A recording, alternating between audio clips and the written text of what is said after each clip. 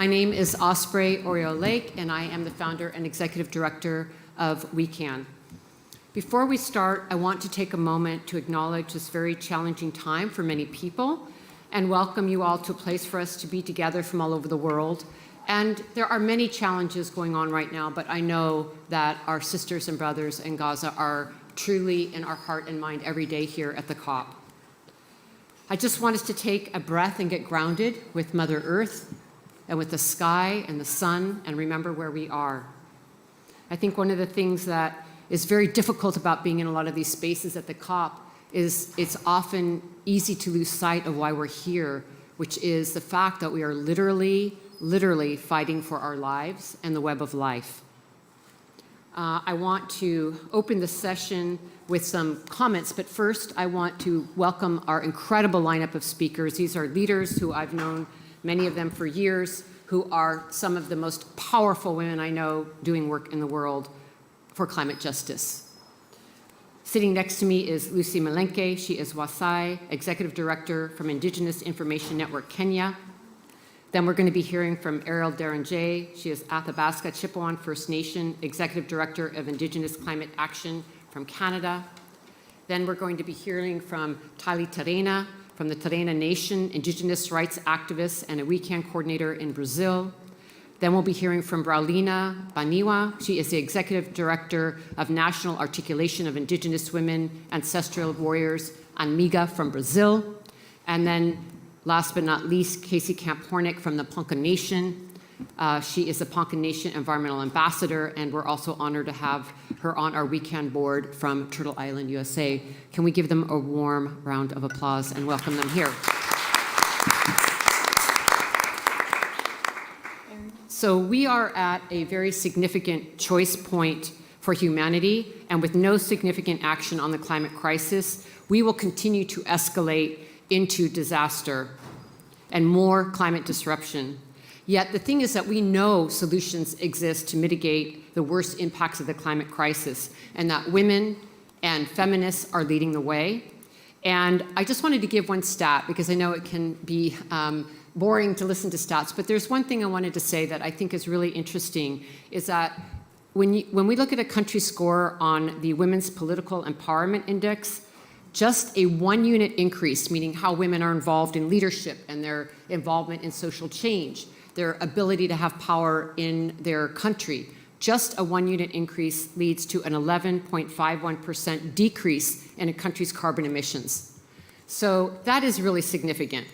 And we could go on and on about how women are actively engaged in decision-making surrounding local forests, water, and disaster planning, and really how they are at the center stage of so many movements.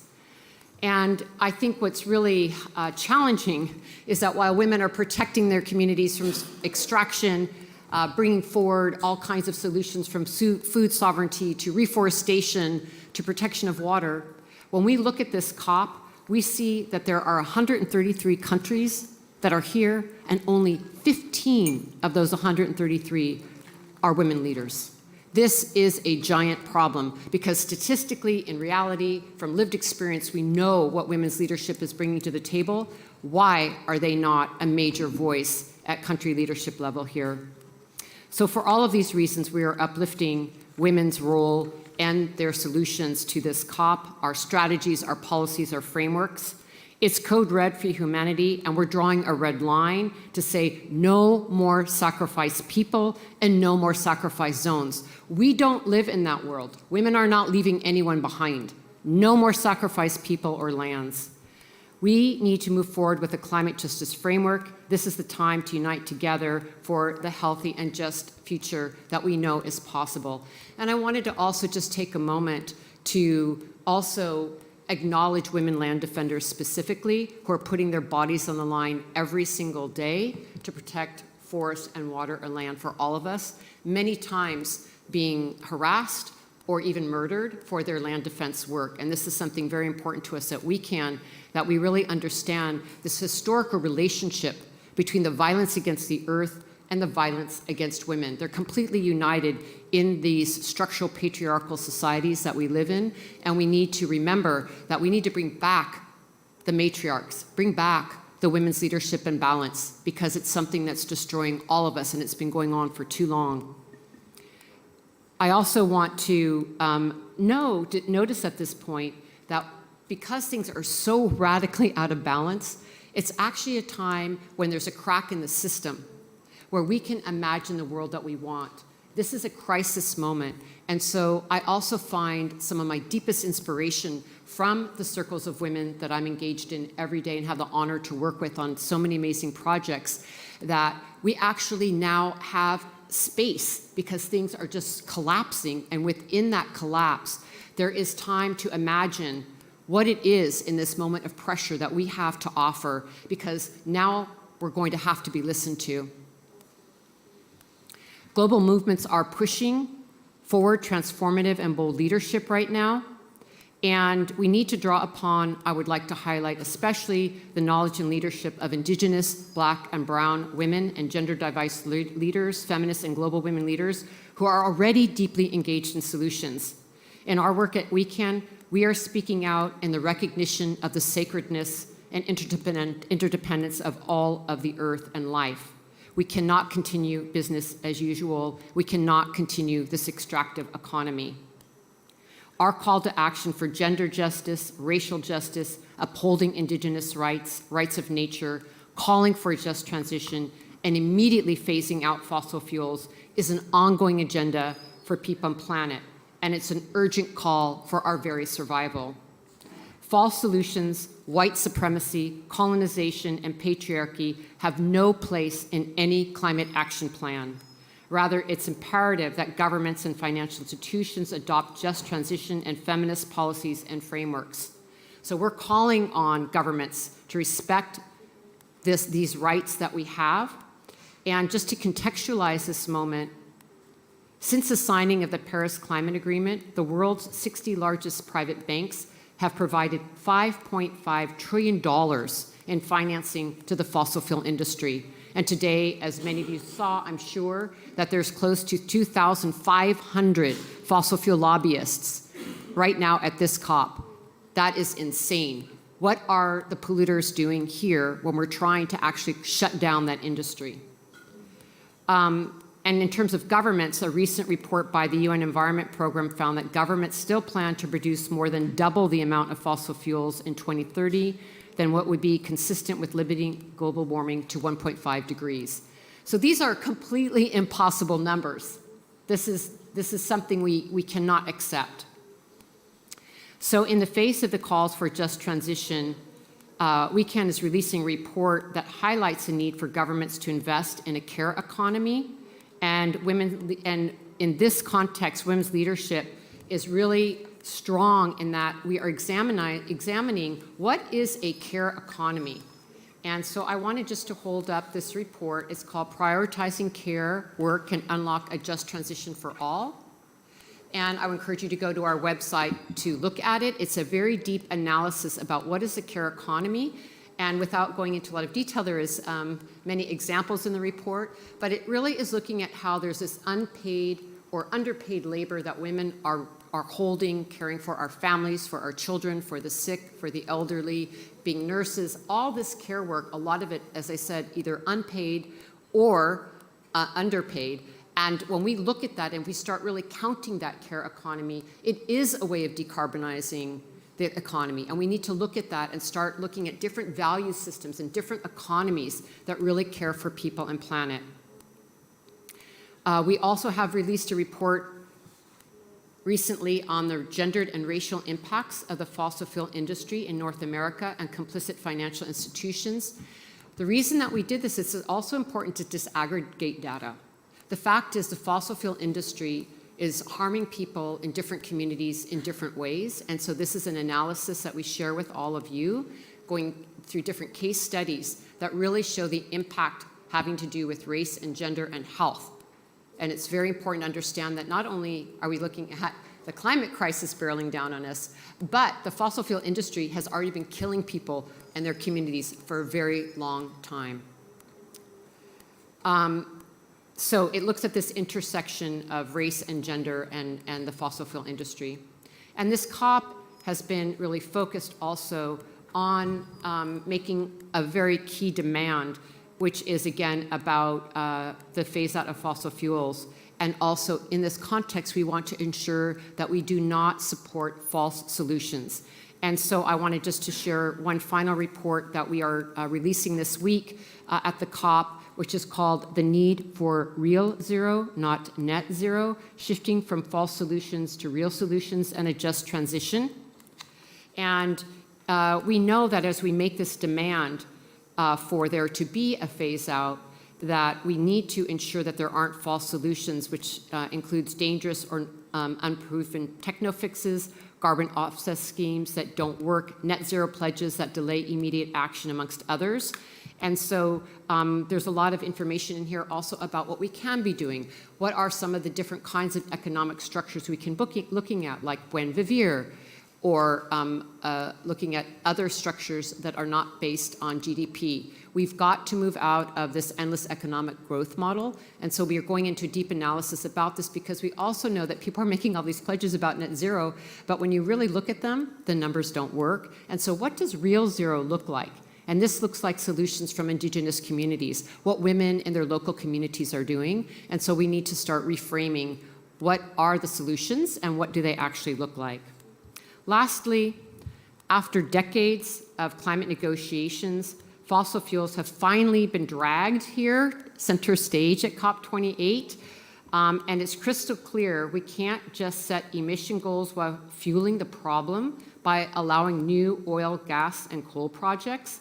And so I wanted to also highlight that weekend is on the steering committee of the Fossil Fuel Non-Proliferation Treaty, which is I think, an incredible mechanism and initiative that can complement the Paris Climate Agreement because it deals with the supply end.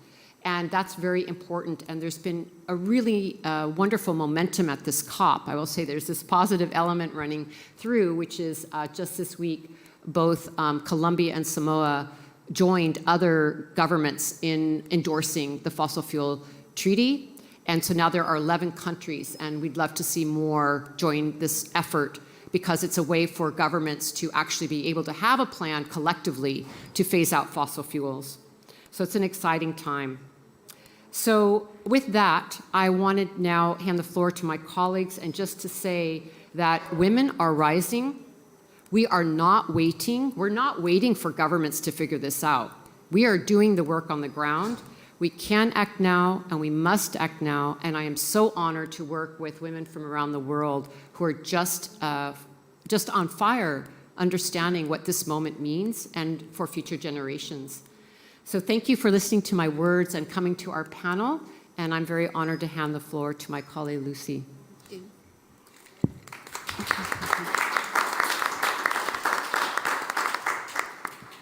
Thank you very much, and really thank you for inviting me also to speak in these particular side events, and thank you for all for coming, and also to my fellow panelists here.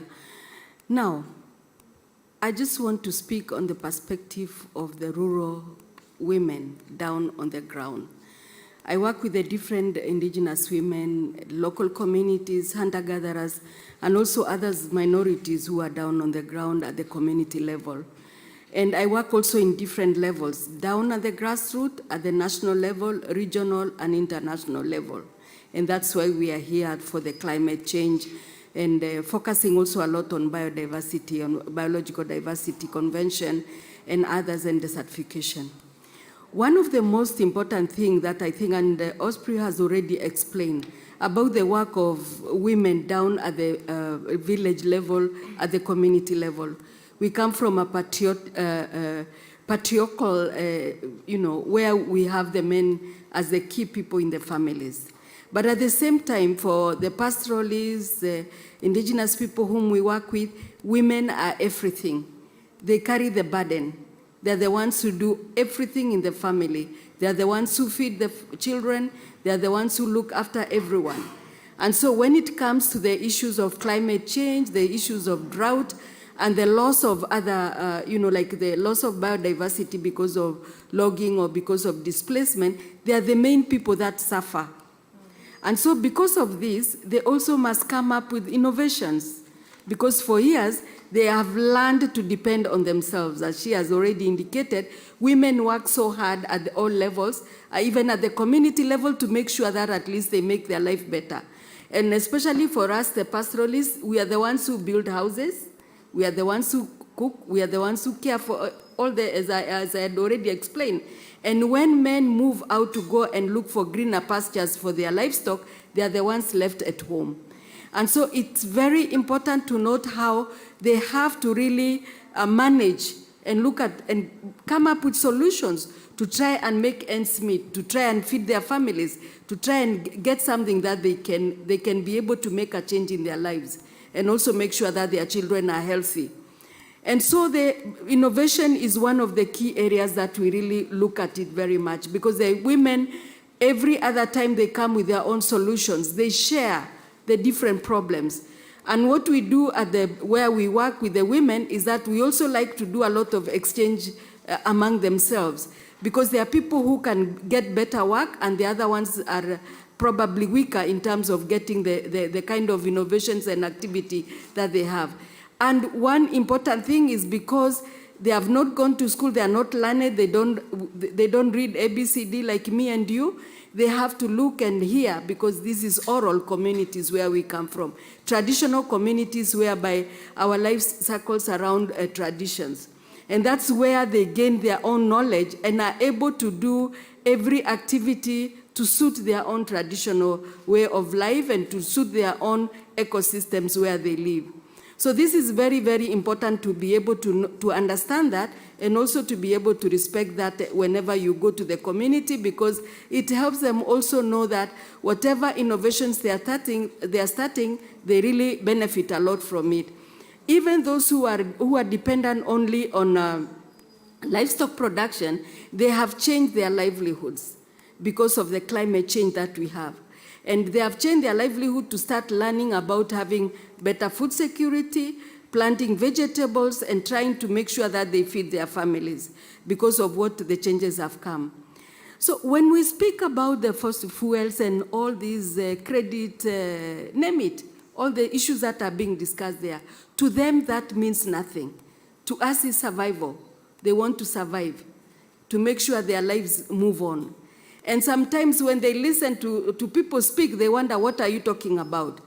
But it's very, very important to know that why we work in those different levels is because we also want to bring some of the case studies, some of the success stories, some of the issues that have happened up there, to be able to share with them to see how they can also be able to change and adapt and understand. And one of the most interesting things is that they will always understand as long as you put in their local context, which is very, very important. What am I saying and what am I trying to drive at? I'm trying to say that the women down there are very crucial. They are very important. But how do we get to them, and how are we able to really make sure that we involve them to be able to understand and to document the work of the way they are able to manage their work? One of the most important things that I would like to bring up, and I think Osprey has brought it, is the question of making sure that we do research, which has been missing a lot. In our organization, we try to collect research on the impact of climate change for Indigenous women down on the ground. And they could tell their stories. If we could collect those stories and be able to tell their stories and the way they are doing their work there and how they are benefiting from is very, very important, so that we can be able to share, just like what she has mentioned here. One of the other things that is missing a lot is the issue of data. We are talking about the billions. She said 5 billion or something like that. Where does that money go to? Does it reach down on the ground? We don't know. Does it reach out to the other Indigenous women, even those ones who are, like my sister there from the US? We don't know. And we don't think it reaches there. Where is the data for us to know the figures where they are?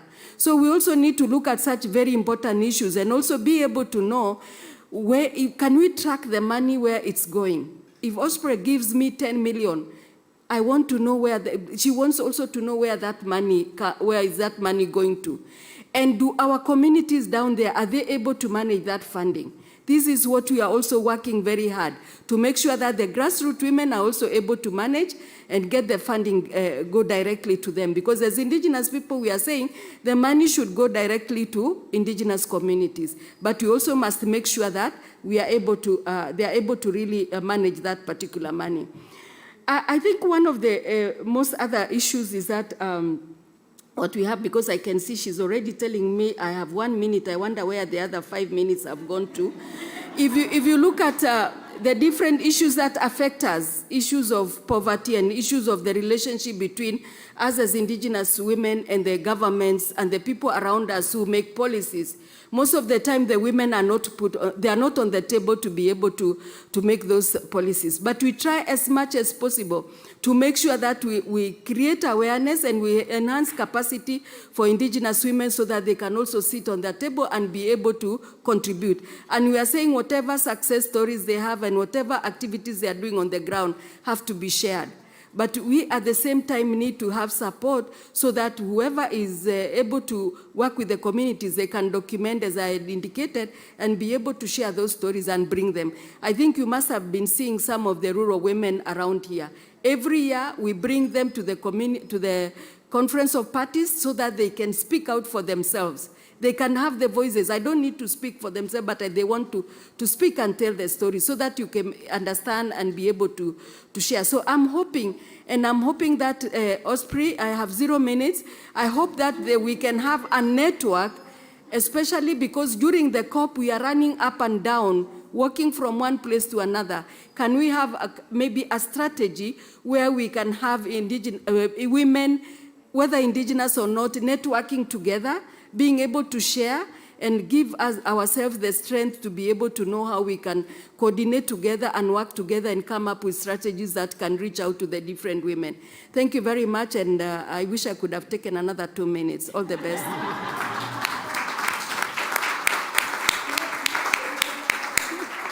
Thank you so much, Lucy, and I couldn't agree more that we all need to be meeting all the time, much more, and not just condensed in these small spaces. But thank you for your very good words.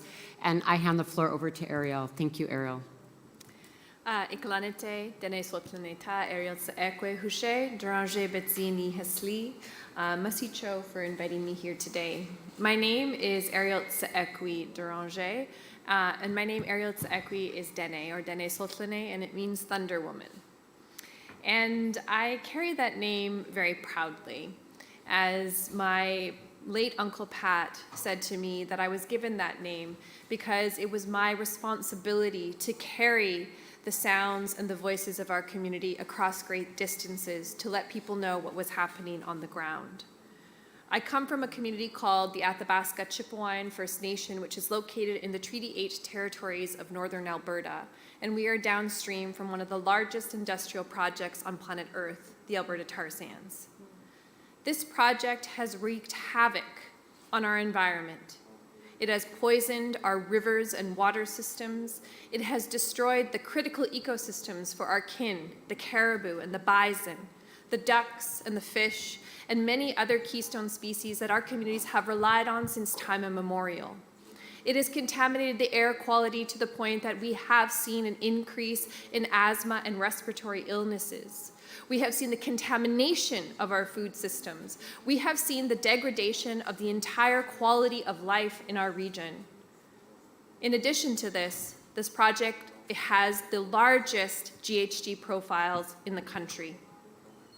All of this amounts to not just an environmental crisis, but a crisis for the lives and livelihoods of our communities, where we have seen the imposition of migrant workers, predominantly men, coming into our territory and setting up what we call man camps. These man camps have brought with them an increase of sexual violence, domestic abuse, trafficking, and drug and alcohol abuse in the region.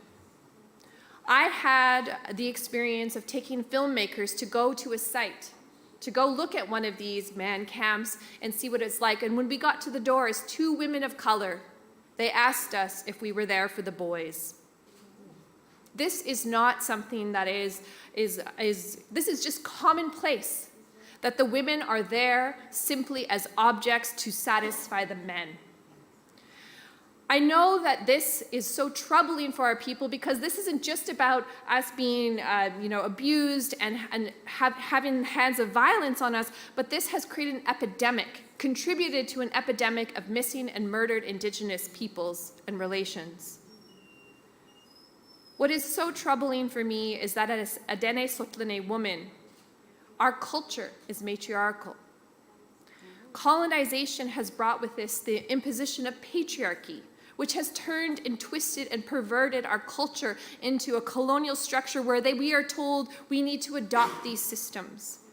And we have been forced into these patriarchal systems and structures where we have struggled to reassume our positions as leaders in our community. We know that women are the center of the wheel of life. She is the heartbeat of the people. She is not just in the home, but she is the community. She is the nation. That was from Art Solomon, an Ojibwe and Anishinaabe elder. We have to understand that these systems of colonization did not just come with them with the ideologies of extractivism and the exploitation of resources on the land, but also the exploitation and extraction of women. Today, we are all here at the COP28 space, here talking about climate justice and climate transitions and strategies. And today I heard the announcement that there were over $57 billion of commitments from state nations, from governments, business, investors, and philanthropists have delivered a historic 8 pledges and declarations in the first 4 days of COP. This is an announcement to fund things from the climate agenda, including finance, health, food, nature, and energy. And they're saying that this demonstrates the power of global solidarity, yet within these negotiations, there is no clear understanding or mechanisms of how these funds will go to those that are most directly impacted by the climate crisis, like communities like mine. We absolutely must be tackling this problem from a gender justice lens, from a race lens, from a health perspective, because this is not just about GHGs in the atmosphere. This is about justice, and a just framework for a just transition does not come from simply reducing emissions or looking for fancy false solutions that look to capture the carbon in the atmosphere, put a price on carbon and trade it and move it around on the map. That does nothing for the lived experiences for those on the grassroots. If we simply rely on these false economic solutions, my community will continue to be a sacrifice zone. My community will continue to see the disappearance and murder of women and children and two-spirited people in our community, and we cannot afford this. My community, 1,200 people downstream from this massive industrial project, and we have seen 4 women go missing. That is astronomically a high number of 1,200 people. 4 women have been murdered and have gone missing. And we see these things happen with every single industrial project all across the globe. Industrialization, man camps, migrant workers, increase of sexual violence, trafficking, murder, and femicide.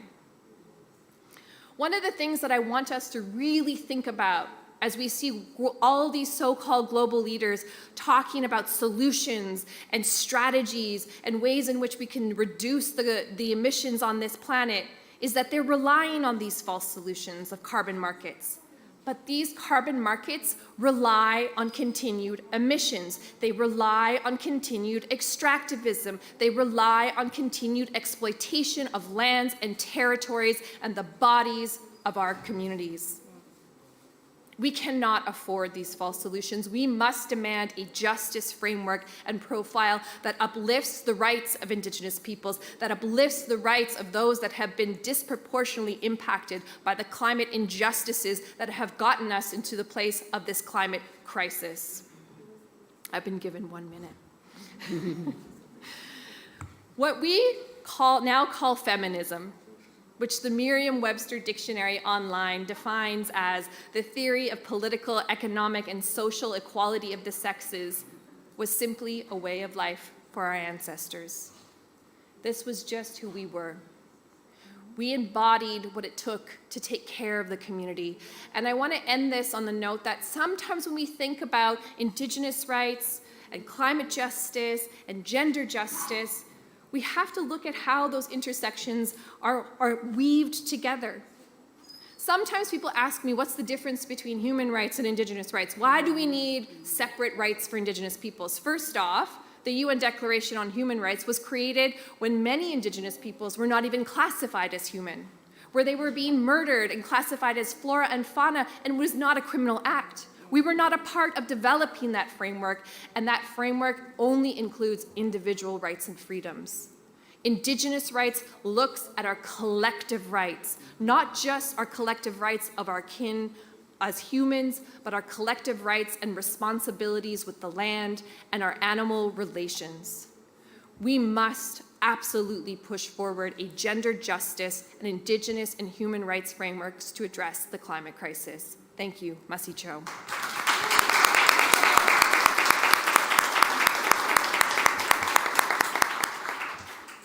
Thank you so much, Eriel. And I will now have the floor to Taily Terena. Thank you, Taily. Thank you, Osprey, and thank you, Eriel, for your powerful words. It's really good to hear. I want to first introduce myself. My name is Taily. I come from the Terena nation in Brazil. We are not located in the Amazon. We are more in the south of Brazil, in a region that is called Pantanal, or the wetlands of Brazil, and it's also with the Cerrado. This region is the cradle of the waters that we know in Brazil, of most of the rivers that feeds the rivers, the big rivers that we have in South America. These lands is also home of the biggest aquifer that we have in South America, that is the Guarani aquifer, and all these waters are being threatened by the agribusiness industry. Osprey shared with us on how fossil fuels are being really dangerous for the planet, but I think we miss it to address more about how agribusiness industry are affecting our territory. Because if now Amazon is being dangerous, it's because the colonizer first came to our territory and destroyed most of our lands. The story of my people in our traditional way, we came from the mud, from the earth, in a hole in the earth. And our people, we didn't speak, we didn't talk, we didn't do anything, but a little bird saw these weird animals there, and he was curious to see what they were, and he flew there and got us there. And for us, this is really special because we came from the uterus of the earth. And this says a lot about the importance of the women. Unfortunately, the colonizer erased a lot of our stories, so I don't know if our people used to be a matriarchal people, but I know that we would respect all women. And I can see this through the stories. And I can see this like until nowadays, because the women are my people, they are the responsible ones to do pottery. And for us, I wish I could have a photo, but for us, our traditional pottery represents the uterus.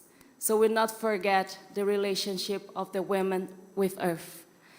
And so I want to share this story with you guys because for us, it explains a lot how the women are connected with earth, how my people are connected and needs to respect the women's, but also how our people are affected by the agribusiness industry and the relationship with the land. As I said, the colonizer came in our lands and destroyed a lot of our traditional lands. We were separated in small islands. We don't have one single territory for the Terena people. And this separation, the demarcation of the lands that they did there, without respecting our traditional lands, it made us face difficulty and insecurity on food, on water, and we can see this through the years. I've heard many stories how our lands used to be, like the animals we used to hunt, and how the water were, how can I say, we had a lot of water. We come from the wetlands, so it was normal to have flood seasons, and then the water will go down.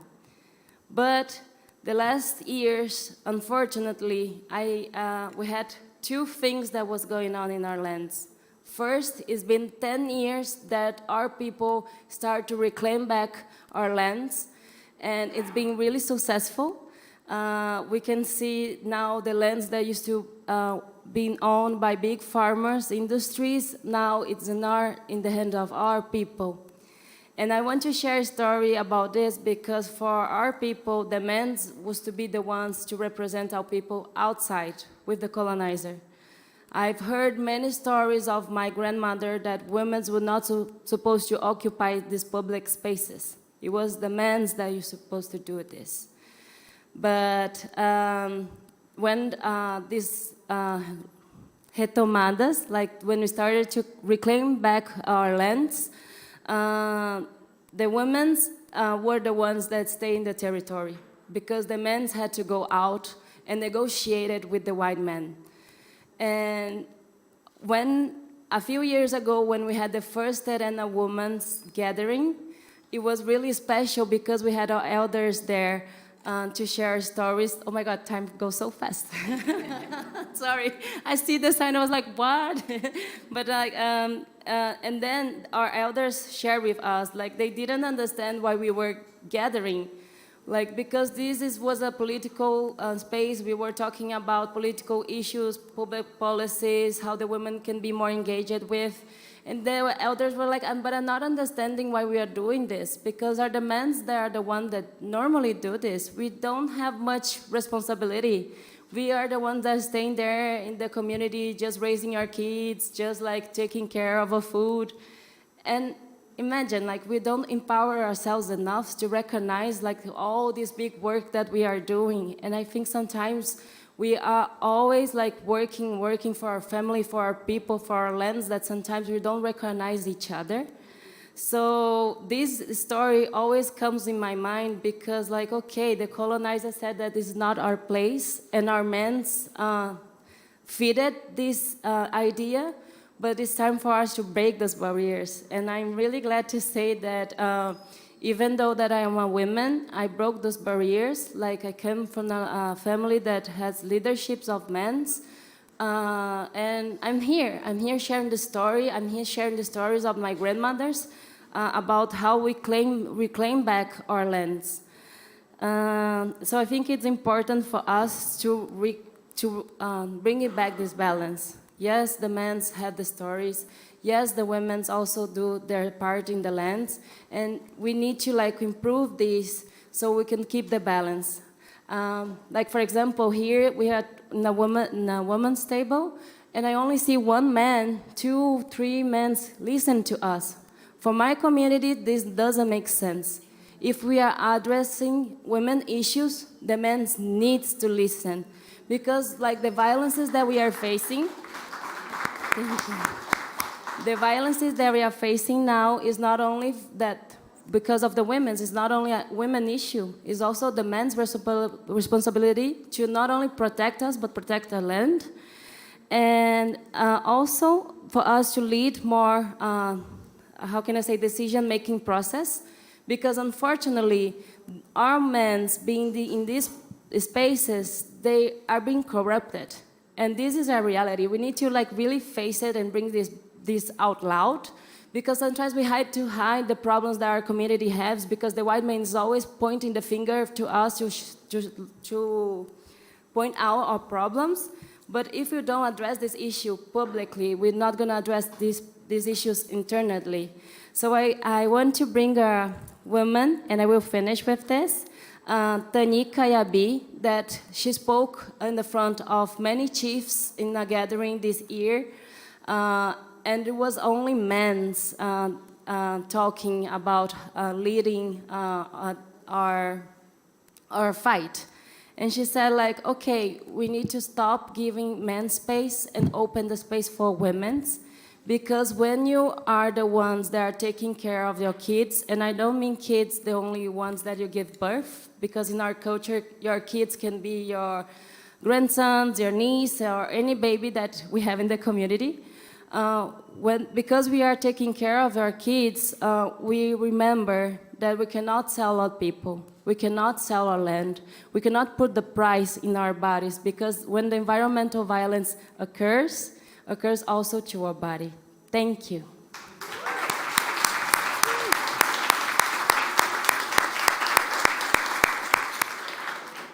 Thank you so much, and also just wonderful to have a youth voice here that is so powerful, and your leadership is only going to get brighter and brighter and brighter. Thank you.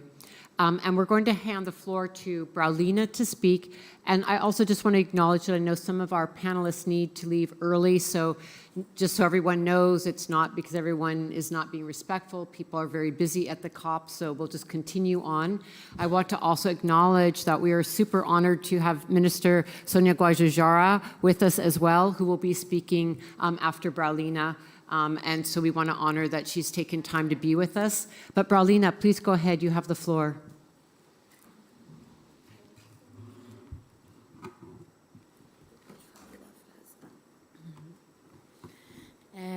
Boa tarde, boa noite para todas. Obrigada, Osprey, por essa oportunidade de estar aqui. Thanks, everyone. Good afternoon and good night. Thank you for the opportunity for being here. É uma grande responsabilidade estar nessa mesa com essas lideranças do clima. It's a great responsibility to be here with all these leaders. Enquanto o Corpo Território Baniwa do Rio Negro do estado do Amazonas. As much as Baniwa's body and territory. A nossa articulação ela está nomeada há 2 anos. Our association exists. It's named for almost 2 years now. E nasce pela força das mulheres. And it's born along the indigenous women. Com o propósito de visibilizar e protagonizar as vozes das mulheres em diferentes espaços. To give visibility for indigenous women in different spaces. É por isso que nós estamos também aqui na COP 28. That's why we are here in COP 28. Para trazer a vozes das mulheres dos 6 biomas brasileiros. To bring the voice of indigenous women from 6 ecosystems. Porque acreditamos que não se pode falar de crise, justiça climática sem ouvir as mulheres indígenas no mundo. Because we can't talk about justice, climate, without hearing indigenous women voices. E eu gostaria de uma palmas para todas nós mulheres aqui, porque somos mulheres águas. And I would like a round of applause for all women here, because we're all waters women.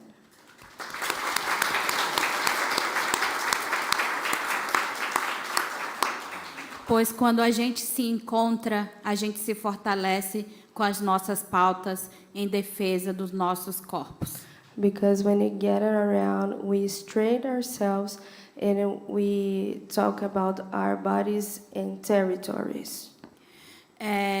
Pela nossa articulação, a gente tem trazido bastante a questão do bem viver sem violência. For our association, we have been bringing the objective of the well-being. Pensando na memória saudável das mulheres e de meninas indígenas que estamos aqui também. Thinking about all the women and children that are here, we all thinking about them. Pois sonhamos com a água sem contaminação. Because we dream with a water without contamination. Porque as mulheres e meninas indígenas têm sofrido violência e violações com grandes contaminações nos territórios. Because the women and the girls have been suffering a lot from violence. Então eu convido a todas nós que estamos nesse espaço para que a gente se junta e se fortalece em defesa dos nossos corpos territórios. So I invite everyone that is here that we get around and we fight for our body and territory. E que a nossa ciência indígena mulheres do mundo seja valorizado, reconhecido e respeitado. And our science as indigenous women has to be respected, has to be voiced, and has to be visibility. Portanto, nós, enquanto articulação, vamos seguir com todas vocês So now as association we can continue nesse processo de in this process de proteção a esses corpos que têm sofrido bastante violência e dizemos não a garimpo, sim à demarcação de todas as terras indígenas. protecting our bodies, and we say no to minery and yes for protecting our bodies and indigenous women. Obrigada. Thank you.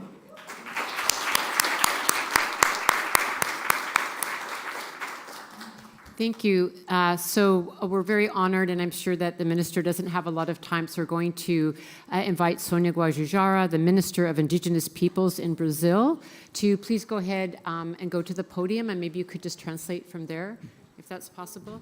Maybe you could bring the microphone down. Please.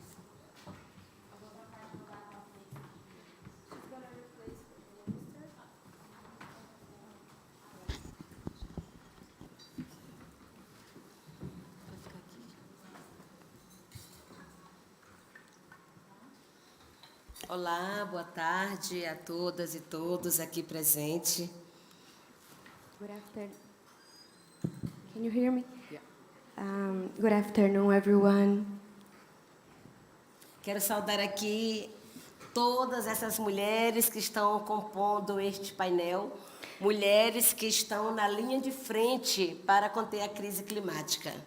I would like to say good afternoon to all of women that are here today in front line of climate struggle. É muito bom estar aqui com todas vocês neste evento organizado pela Osprey. It's very good to be here with you in this event organized by Osprey. E é sempre uma grande alegria falar de mulher para mulher. And it is always a joy for me to be able to talk about women and for women. E em nome das duas mulheres indígenas brasileiras que estão compondo esta mesa, eu quero saudar a todas. And in the name of the two indigenous women from Brazil that are on the table, I would like to say good afternoon for everybody. Muita alegria estar aqui junto com a Braulina, nesta mesa, a Braulina Baniwa, que hoje é diretora executiva da Articulação Nacional das Mulheres Indígenas Guerreiras da Ancestralidade.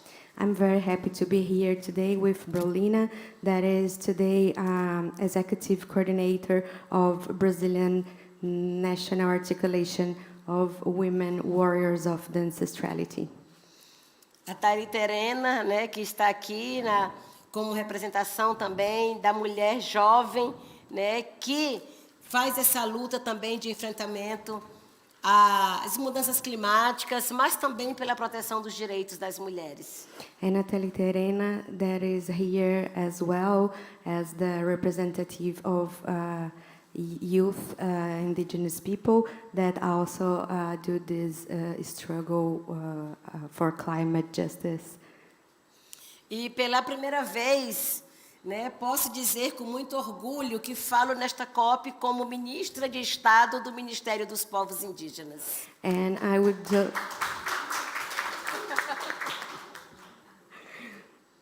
would like to say I'm very proud to say that I'm talking in this COP as the Ministry of State of Indigenous People of Brazil, the first one. Por tantos anos, nós ficamos à margem de importantes debates e agora nós mulheres, especialmente indígenas e negras, temos conquistado um espaço de fala. e também de ocupação de espaços de tomada de decisões. Isso é muito importante para nós. For many years, we remain on the sidelines of important debates, and now we women, especially Indigenous and Black women, have gained a very important space for speaking and making decisions, and this is very important to us. Nós, mulheres, temos uma visão diferente sobre os conflitos, desafios e crises pelas quais passa a humanidade. E nossa perspectiva deve ser cada vez mais considerada e incorporada. We women have a different view on the conflicts, challenges, and crises that humanity is going through, and our perspective must be increasingly considered and incorporated. E essa visão diferente não é... não é porque nós somos mães ou por alguma condição natural e inerente às mulheres, mas sim, né, por uma questão de ética, é por uma questão, né, de respeito com as outras pessoas. This different view, however, is not because we are mothers or because of any natural or inherent condition of women, but rather because of a question of ethical, because of a respect issue with we have to be with each other. E também porque, né, é uma questão cultural terem nos colocado historicamente neste papel de cuidadoras. And it's a cultural question that we were placed historically in caregiver roles. A ética do cuidado não é natural, ela é cultural. The ethics of the care is not natural, it is cultural. E nós que a aprendemos tão bem, agora queremos também ensinar. And we who have learned it so well, we want to teach it to everyone. A condição de vulnerabilidade, né, a que fomos historicamente submetidas, nos fez adquirir uma perspectiva de comunhão e não de competição. The condition of vulnerability to which we have historically been subjected has made us acquire a perspective of communion rather than competition. Uma perspectiva de sobrevivência na escassez, uma lógica totalmente contrária à ocupação predatória da natureza. We have a perspective of survival in scarcity, a logic totally contrary to the predatory occupation of nature. Nós lutamos por estes espaços, nós conquistamos estes espaços e nós temos que seguir lutando para que estes espaços sigam existindo. We fight for these spaces, we conquer these spaces, and we have to keep fighting so that these spaces continue to exist. O compromisso com a equidade de gênero nos debates para implementar soluções de justiça climática deve ser de todos os países. The commitment to gender equity in debates to implement climate justice solutions must be shared by all countries. E mais do que isso, deve-se consolidar uma política permanente de cada nação, e não apenas como política territorial, como política transitória de governos. And more than this, must be consolidated as a permanent policy for each nation and not just a transitory policy. Ou de governos que simpatizam com a nossa causa. Not only just a transitory policy for governments that sympathize with our cause. O compromisso deve ser perene. The commitment must be permanent. E é por isso que nós estamos juntas aqui hoje, para formar novas lideranças, para encorajar outras mulheres, para educar e inspirar mais e mais mulheres em todo o mundo. And that's why we are here today, to form new leaders, to encourage, educate, and inspire more and more women all around the world. Falar aqui hoje como uma ministra de Estado não foi espaço dado, foi espaço conquistado. To speak here today as a Minister of State, it wasn't a given space, it was a conquered space. E é resultado de muita luta dos povos indígenas do Brasil. And it is a result of much struggle of indigenous people of Brazil. E somamos com vocês aqui hoje essa grande conquista. And we are here today to add with you this big conquer.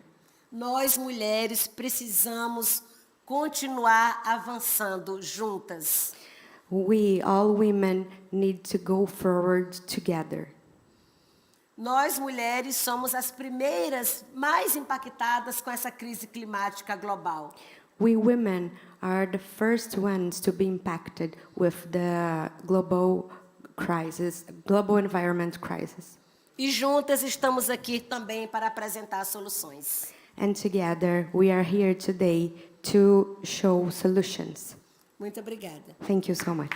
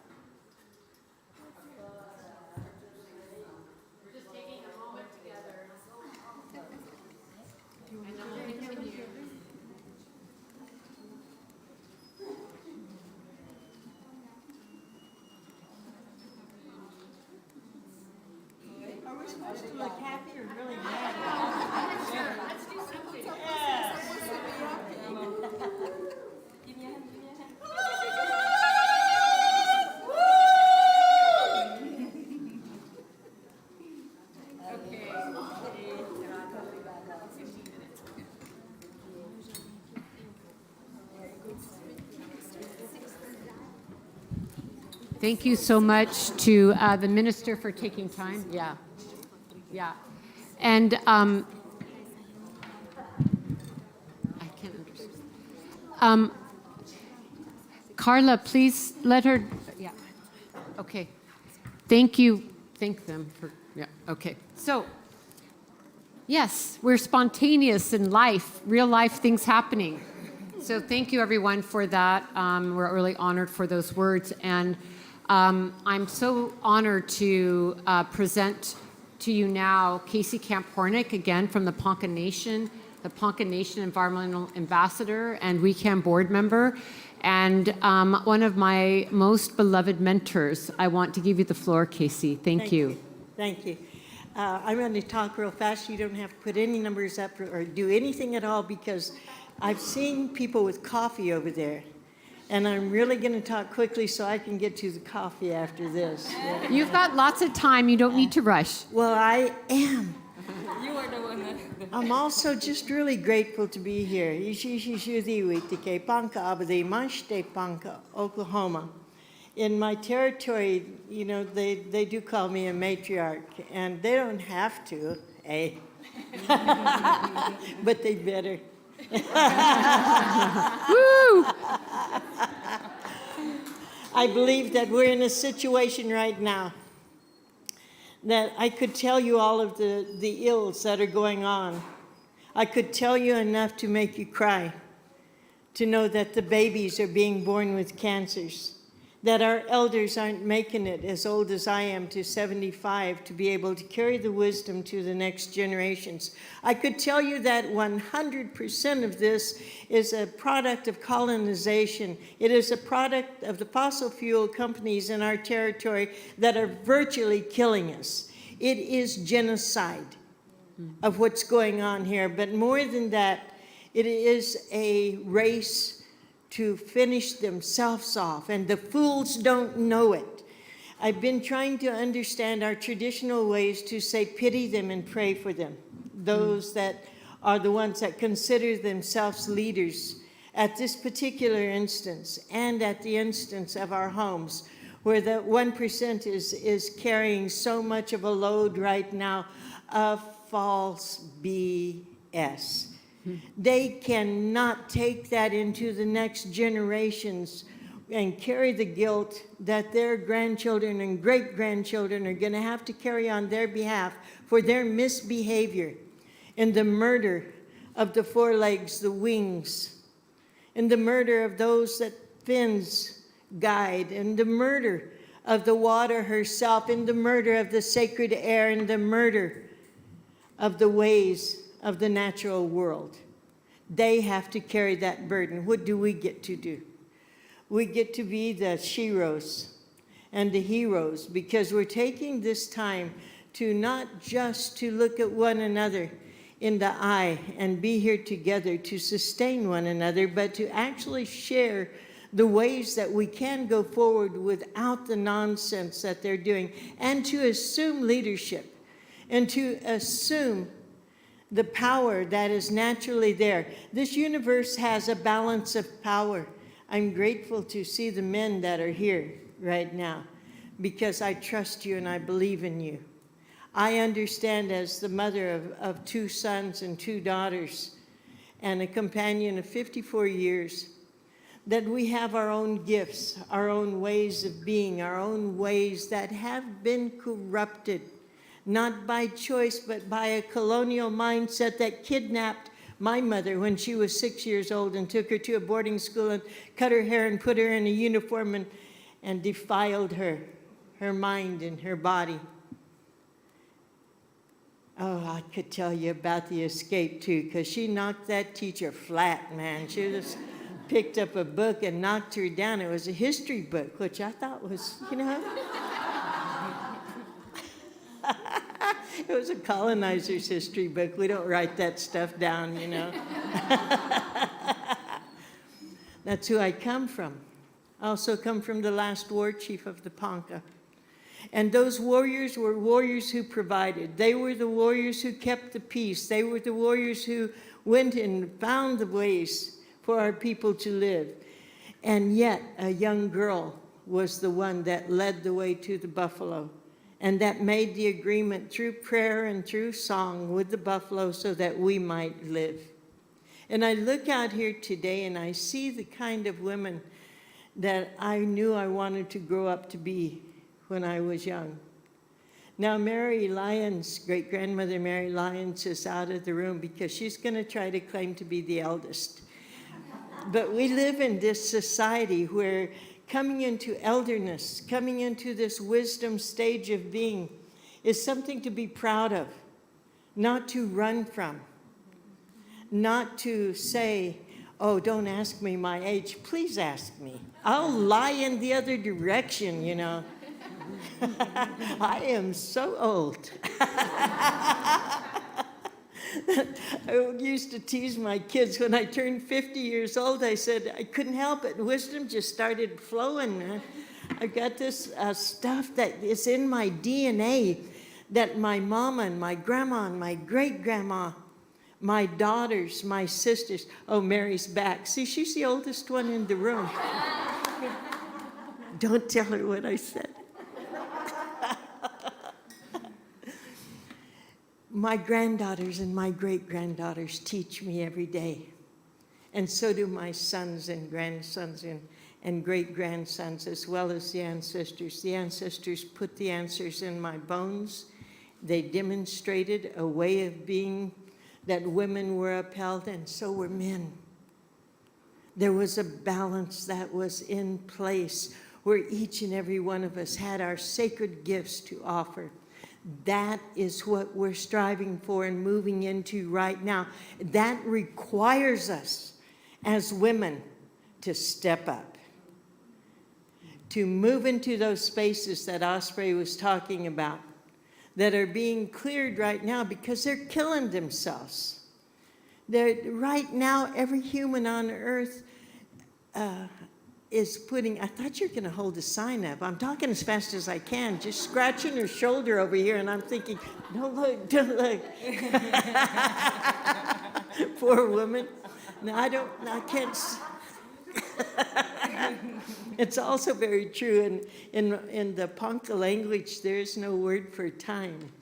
So I could also pretend that I can't read it, right?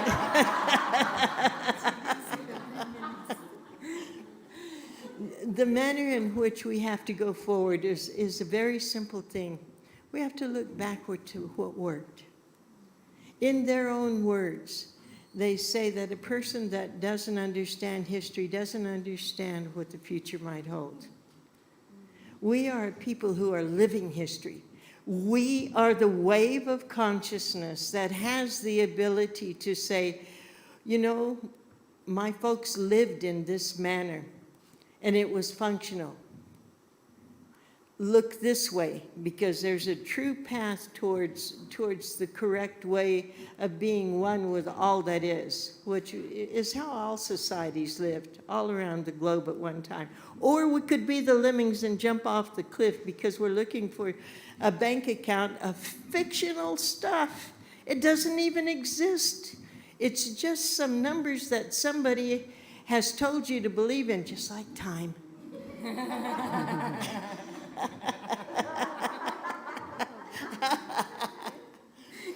But within the Ponca Nation, I'm looking at Faith Gimmel over here, a young lady I watched grow up too, and my Benish and so many others that I've seen come from these youth times when Benishi was trying to boss us around, and I was like, yeah. Now she's heading organizations. Now Eriel that I met when she was so young and so, well, you were never really sweet. You were powerful, man. She was a powerhouse when I met her, you know, but the knowledge that is within these people, from the peoples that they come from, gives me the understanding that in truth, the indigenous women, the indigenous peoples, have a way that is a functional way to go forward. Working in conjunction with WECAN right now, Women's Earth and Climate Action Network, the Ponca people in my own yard have now got the first earthen lodge, which is the way that we lived in the past, that has been built in over 150 years since our forest removal. We're phasing in things, again, with much help, like the compostable toilets. We have well water. We know how to access that without anything else. Solar energy will be coming. And you know what's really funny? We're going to put up solar showers. Guess how you do that, man? You put a barrel out there and the sun heats it. We even have a solar dryer. It's called a clothesline. It's just not that tricky. We go back to the natural seeds, which have also been a gift, because those natural seeds that have not been bioengineered actually heal our Mother Earth where she's hurt. Yeah. We got this. We got this. Grab it. Move with it. Don't listen to any of them telling you that they're the leaders. You are the leader, number one. And you have to inspire and move it in your own community like Sonia has, like each one of these women have. Within your community, you start with a round table like this, and you talk to your own family. You move out from that family to your extended family, to your neighborhoods, and on and on and on that way. So within the Ponca Nation, we now have statutes, because sovereignty is a real thing for us, with 5 treaties with the United States government, none of which they've kept, but we know our rights. And we believe that the United Nations needs to have every state that signed on to the UN Declaration on the Rights of Indigenous People to implement them immediately. Call for climate emergencies. Release the funds where they'll do the good. I don't even feel like we should have to account for it. They're not accounting to me. It can go into the communities, and trust me, we women know where it should be used.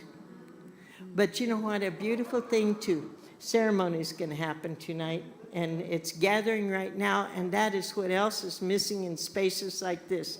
Ceremony should be a part of everything. The way that all people at one time believed is each day was a gift. You get up and that Father Sun comes up, Mother Earth plants to nourish you, water comes into your mouth. You're in ceremony, man. But say thank you. Say thank you. Understand that you are nature. There's no separation. If you drink the water that has never been new water, but has always been here, where's that water been? Now it's part of you. Those things that you eat in the morning, this breath that we're sharing, we're truly related, my relatives.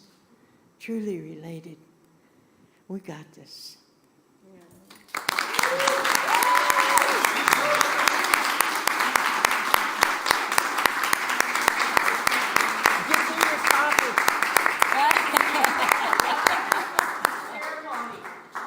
All right. Come on.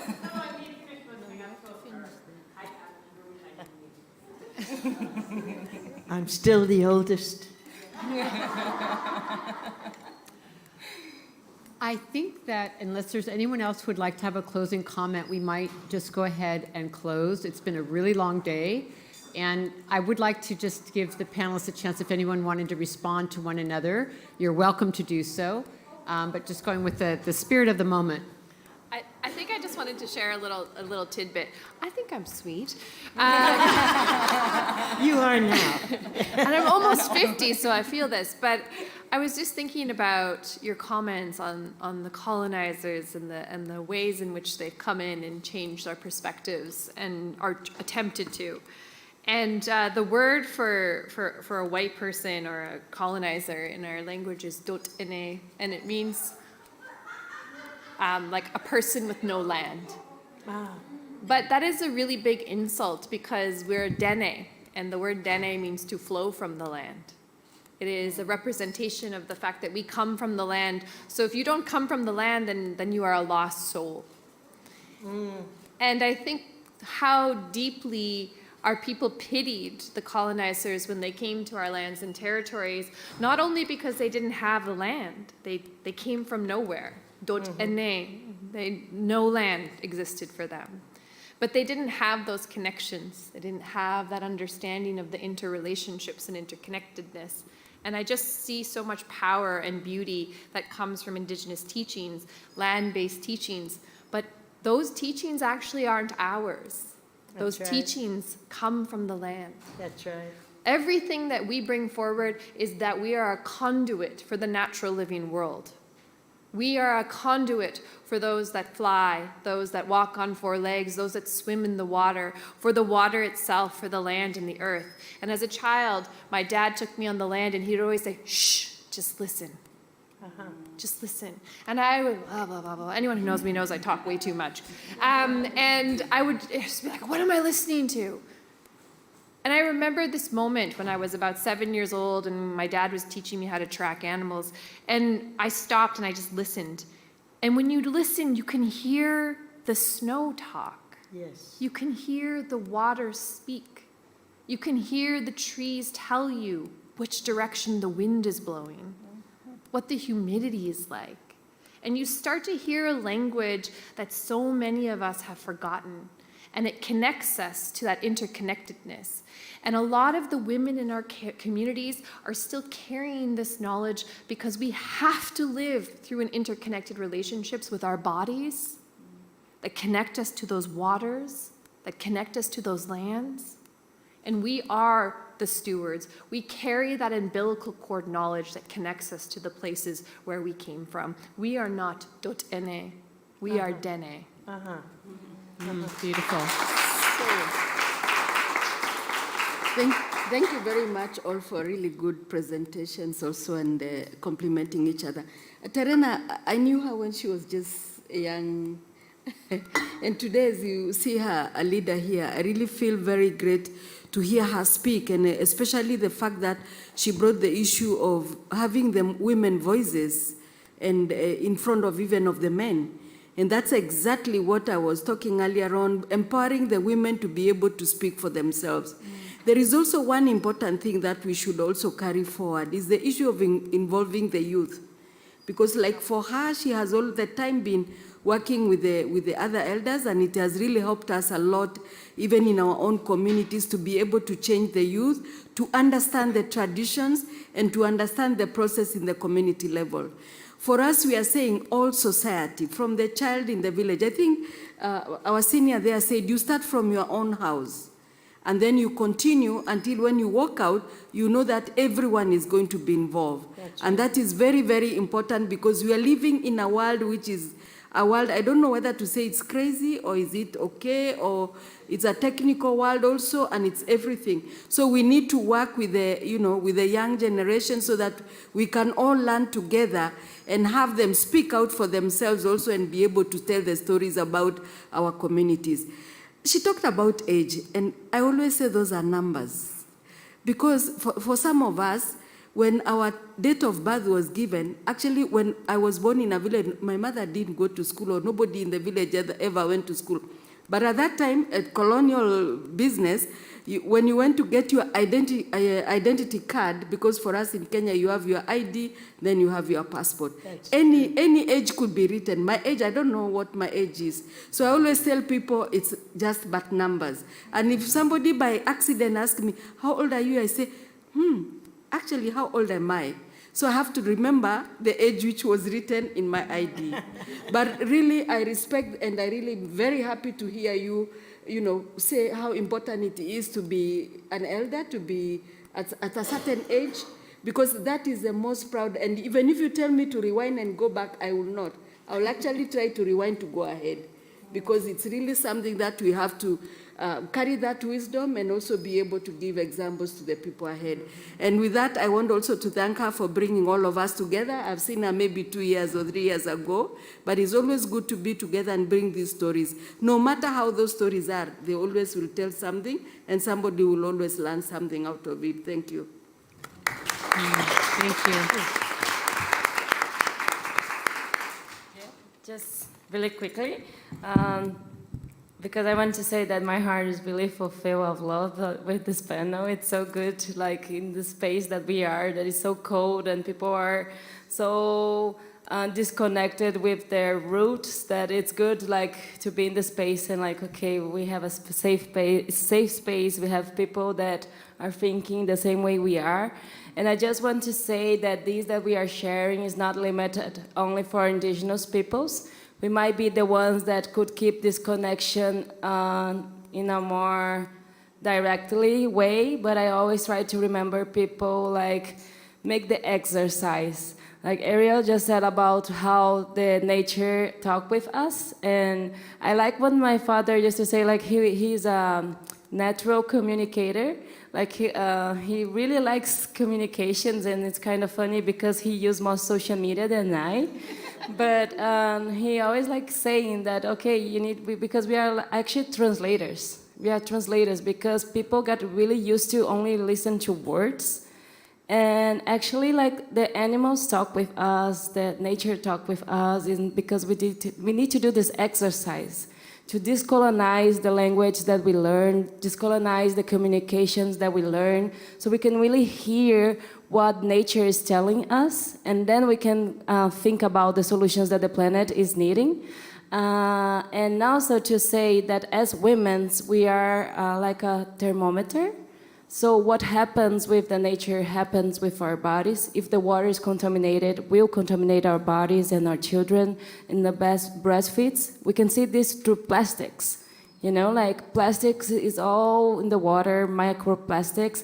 And now the science is, the Western science, it's saying that it's also in the woman's bodies, I don't know how to say in English, but where the baby stays. And also like in the breast milk. So like, don't forget about your roots. Don't forget about the communication that we can decolonize, and don't forget how our bodies are translating what Earth is feeling. This is my last statement. Thank you. Thank you, everyone, for this incredible panel of such wisdom and power and courage and ferocity and joy and beauty, which we really need to bring into these spaces. And also to say, and I think some of you said this in different ways, it's so important that we listen to Indigenous women's leadership because of the connections and relationships that these women are maintaining through their communities. But also it is important, and I've learned so much from Indigenous women, and they have been so generous with me and many of us, that it's also about those of us who are not Indigenous to remember where we come from in our own roots, no matter how tattered and torn and broken that lineage is. Even if we can get one small song or one small memory, it's really important to go back to our own ancestry while we sit at the feet of Indigenous peoples on whose stolen lands we live. And I think that there's a braiding that's going on right now, and I truly believe in women's leadership to be in that circle where we can really understand that we are on stolen lands, most of us, that we need to learn from and respect Indigenous peoples and their rights and protect their rights and territories with them as allies, and at the same time realize we need to do our own learning from where we've come from, because that healing must also go on at the same time. But what's wonderful with working with women is we can work together on this. It's very complex, but it's also listening to the trees and the rivers and the waters and being on the land together. And so I just wanted to lift that up because there needs to be a path forward, and we're making it right now. We're making it even in this conversation. We're making that path happen. And to recognize that 80% of all the biodiversity left on Earth is Indigenous lands. And so this is why we're lifting up Indigenous women's leadership. It's not arbitrary. It's very specific. We're not living in harmony with the land. We're not in a space at the COP where this is understood. And so we need to go to people who have that knowledge base. And this is why I think Eriel pointed out one point, besides the lobbying industry of the fossil fuel industry being the biggest lobbyists here, the next biggest constituencies are Indigenous peoples, because they don't want to be on the menu. They want to be at the table. So let's listen to our Indigenous sisters and find our way together. And I really want to thank you all again, and we can do a big round of applause here. Thank you, Osprey. Thank you.